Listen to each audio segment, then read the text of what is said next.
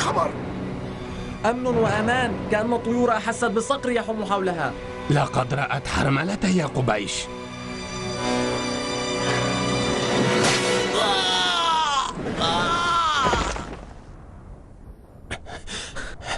أصبت قبيش يا حرملة. وقعنا في الفخ.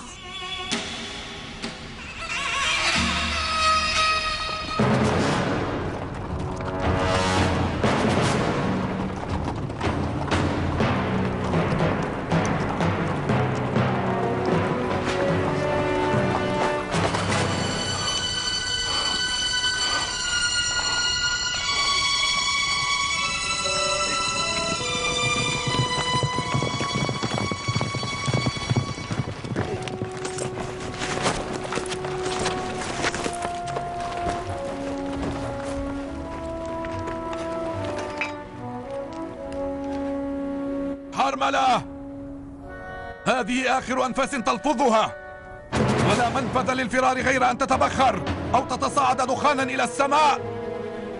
أوصي وصيتك، فالمختار قد جاءك بنفسه ليقطع أنفاسك النتنة، فإذا كنت تدعي شجاعة قف في مكانك ودافع عن نفسك واختر السلاح الذي تحارب به. بأي سلاح يحب المختار أن أقبض روحه؟ بالقوس والنبل أم بالخنجر؟ أنت بقوسك الواهن وسهامك اللعينة لا تستطيع أبدا إلا قتل الأطفال الرضع. لعل الخنجر ينفعك اليوم أيها البائس. خنجر لك وخنجر للأمير المختار.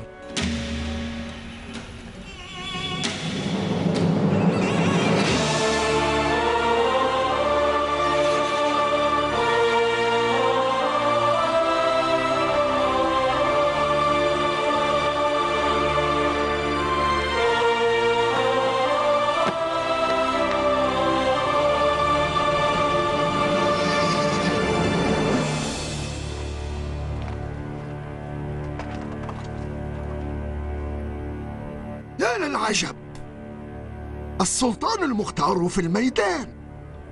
ما كنت أحسب أنك تستطيع ترك عرش السلطنة لتأتي إلى الميدان، واشترطت شروط البطولة للمناجزة والمباراة. خنجر لك وخنجر لي. الآن وقد أقمت لنفسك دولة وتاجا وعرشا باسمي المطالبة بدم الحسين. من الندم ألا تسمع ماذا رأى الحسين يوم عاشوراء، وحسبك ما فعلته أنا به، فاسمع ذلك قبل أن تموت. عندما استولى العطش على معسكر الحسين بأكمله، دخل بطفله وكان له 6 أشهر، فرفع الطفل على رأسه ونادى ونادى ونادى.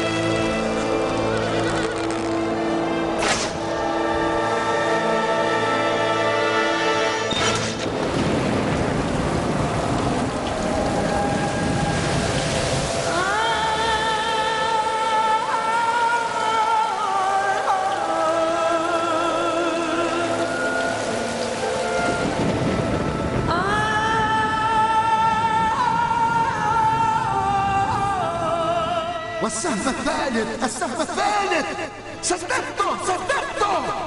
سددته عندما رفع الحسين ثوبه ليمسح الدم عن جبهته، فوقع في لبة صدره.